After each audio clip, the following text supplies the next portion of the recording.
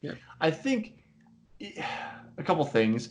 If you could get like a referee that could be a good commentator, and then if you start like streaming handball on the internet first, because you don't have to worry about trying to get a major True. channel, like major TV station to pick it up. Start popularizing it that way, and kind of use that as a method. Kind of like like I do triathlon, and um, the various organizations in charge of triathlon have been working on like streaming races online and on their own platform, on Facebook and in their own platforms to try to popularize the sport more, especially because we've kind of hit a plateau in terms of growth in the sport in the U.S. It really got popular for a while and it's kind of flattened off and come down a little bit, probably in part because of the cost of it. But I was just thinking about like my brother's a referee and he refs for several different sports: baseball, football, basketball. I don't know. He loves being a ref, and it's fun to watch like football games with him, American football, because he You know sees who? all these things Yeah, of course. that we don't see. Yeah. Which means if you can get somebody that's a good personality and like is a good commentator, they can be like actually point out these things and be like, "No, this is what's happening. See it on the replay," like and give that in-depth analysis. Because I'm sure you may have seen ESPN. People are obsessed with the numbers. They want all of the numbers about everything. There's just like this just Yeah. ridiculous stat culture in sports here, where it's like every single game or match, depending on what sport we're talking about, somehow people want a new record. It's like The you most watching football. It's like, yeah, most scores by a 30-year-old linebacker who has a tattoo on his right arm yeah, and right. his birthday was today or something. Like Yeah. there's this Yeah. culture of like, what's the weirdest record we could come up with? Uh-huh. So if you could get that figured out for handball, I think you could start to get people on board. Oh yeah, I gotta give a shout out to USA Team Handball. So they've been streaming the national championships at least for the last at least 5 years in a way that is done, I would say, really decent. They did a decent job, and they have two really fun guys commentating it. Mm-hmm. They're not referees, but they're really knowledgeable, and they know what they're talking about Are they former players? themselves. Yeah, exactly, from a player. Okay. So, and they have a good head on their shoulders, and it's actually fun to listen to them. Yeah. So, if you're interested in that, tune in. Use A Team Handball. They usually stream the national championships. Right now, they've been canceled due Yeah. to the Corona outbreak, so we'll see if it happens later in the year. Usually, I'm there too, so to support the American referees a little bit. Yeah. I actually, when I was a international referee, so I'm Austrian by descent, and I live in Germany, but I spent a long time in the US. And when I was in the US, I did reffing already long time before that. But the US Federation asked if I wanted to pursue a career in refereeing on a higher level. Mm-hmm. And that's how I ended up refereeing and representing actually the US and US team handball. So Mm-hmm. for all these tournaments that I went to, I was actually under the US flag, which is funny because I'm not a US citizen. My wife is, but I'm not. So, Yeah. um, and that turned out to be actually the problem that I'm not an IHF referee anymore. So I'm Okay. international, but only for the Pan American Federation, so Okay. the entire American continent. And obviously, I ref here in the major leagues in Austria, and sometimes just for fun here in Germany too. But like with all the work that's going on, I can only devote so much time to it. Right. But so I keep it up as a fun hobby, and I try to go to tournaments and stuff as often as I can. But that has gone down in numbers quite a bit. So So is there like a certification you have to keep like re-upping to do yeah, with the IHF? I would actually have all these certifications and I would pass all the physical and rule tests and whatnot. The problem was actually really my status, not being a U.S. Resident, or Okay. for that matter, actually not being a U.S. citizen. Okay. which apparently got them into problems because if you start refereeing, I'm on the under the U.S. flag and I'm now refereeing, let's say, the Austrian national team. Mm-hmm. Would that be a conflict of interest because I'm Austrian? Right. I don't think it is at all, frankly. I think Yeah. it's a silly argument to make, but that's how things run these days. Right. If if you live in the hometown of your sports team, whatever that might be, you're unlikely to ref that team.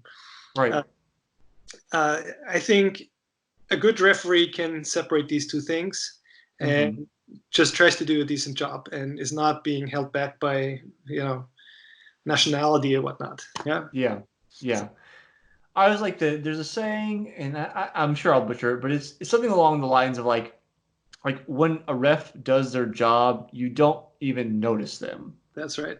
Like they don't interrupt the Yeah. game; they only officiate it. Like all the calls that they make are basically things you would expect and agree with, Yeah, and because some people it's like, don't, then they're still right, and that's the well, hard. right, right, right, But you're totally right. I mean, how I would like to see my job as a referee on the field is basically to just lead two teams who want to play a game, want to do a certain sport, and you help them to stay within the rules.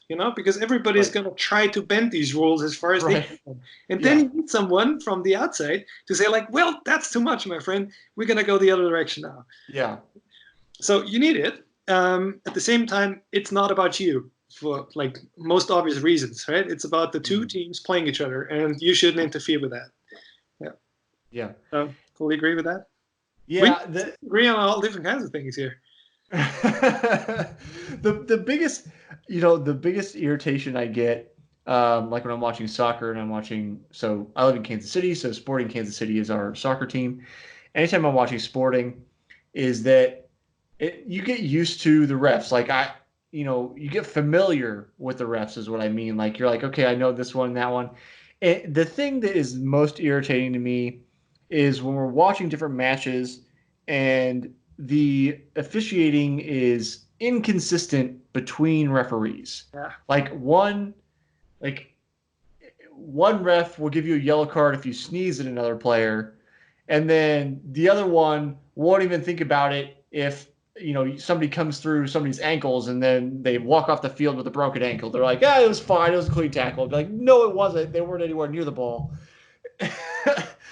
Just this lack of consistency bothers me. Just because it's like, as you mentioned, your job basically should be to enforce the rules of the game, not to interpret or make up the rules of the game, but just this is what it is. Yeah. This is how it is. This is how I call it. Yeah. But there seems to be such inconsistency between them. That's probably the thing that is kind of bothers me the most. Yeah, I can understand where you're coming from. At the same time, I got to tell you that the rule book is also a living organism, kind of. Right. It's not black and white here either. Yeah. And if you give a rule book, maybe soccer, handball, you name it, if you give that kind of piece of law, if you wish, yeah, if you give that to an attorney, he would put it in the shredder because none of it would hold to any of the principles that are applied in law, Right. Because they're applied for sport. So they are way softer. There's room for interpretation. And to some degree, that needs to be that case because if you execute and enforce every single rule the way it's written down on paper, there wouldn't be a game. Right. It would just be interruptions left and right and all the time. So that's a growing organism itself.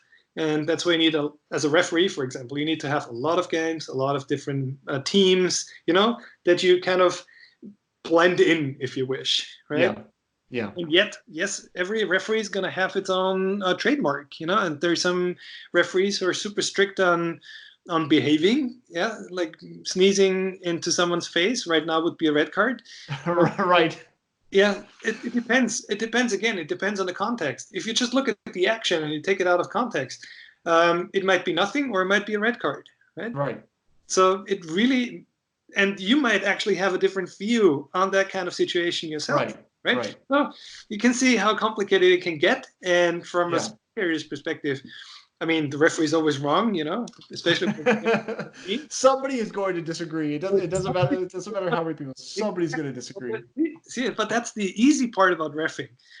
It's not your job to satisfy the most people. It's your job to just like have these teams stay with the rules, Right. because somebody's always going to be unhappy. I remember I reffed a game with my colleague who's actually from Denmark, so he's also not American, but we reffed for the US. We've reffed at the Pan American Championships, and we had a fairly high-level game, 2 South American countries, and they're big rivals. The gym was packed, and we had to throw out one of the main players of the home team in like after 5 minutes or something, right? Like very early in the game. Right. That's the kind of situation you should mentally put yourself in, trying to be that referee. Yeah. It's you really got to be sure what you're doing in that. Yeah. Moment, because there is going to be pressure from the outside, big time. So, but if you take the standpoint of saying, not I don't care, that's the wrong way to put it, but somebody's always going to be unhappy with it. But if I think that is the right decision, you have to take it. That's your job. Yeah. And that's kind of the comforting kind of approach that I've taken over the last, I ref for 20 years now. And that has always helped and actually always kept me on the safe side. So, yeah. I kind of thinking about, you mentioned context matters, and I was thinking about soccer at the time. Yeah.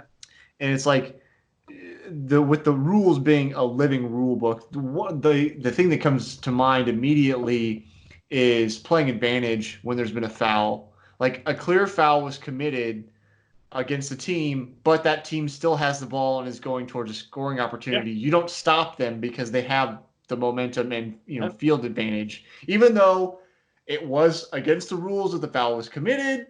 It technically should be stopped, but the refs are like, it doesn't make sense because you would be hindering them instead of helping them, which is what the rule is supposed to be doing. Exactly. And in handball, that's the creme de la creme of reffing. If you realize what's happening in front of you and you see that there's actually an advantage resulting from an unfair tackle or something, right?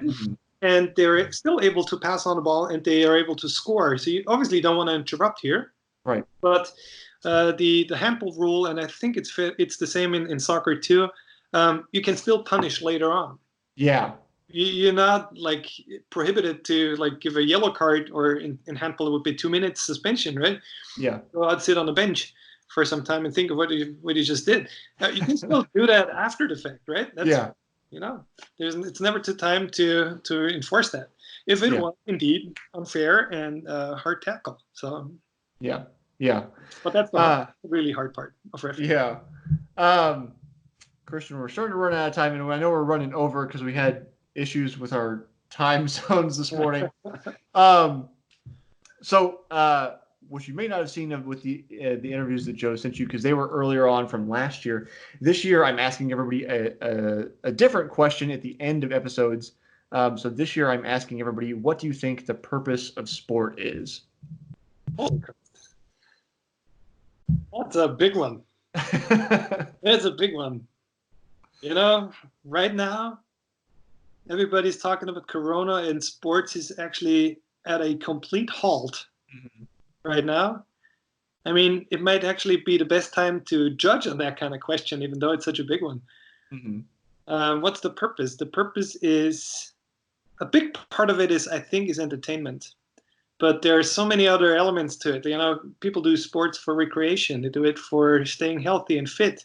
Actually, that's, a very good tool for counteracting aging, by the way, just to complement our previous discussion. But so it's a whole garden of flowers. It's all different kinds of things, from entertainment to a huge business to recreation to health to even finding your significant other. I mean, I met my wife on the tennis court, basically, right? So it's I can't distill it down to just one thing. I'm sorry.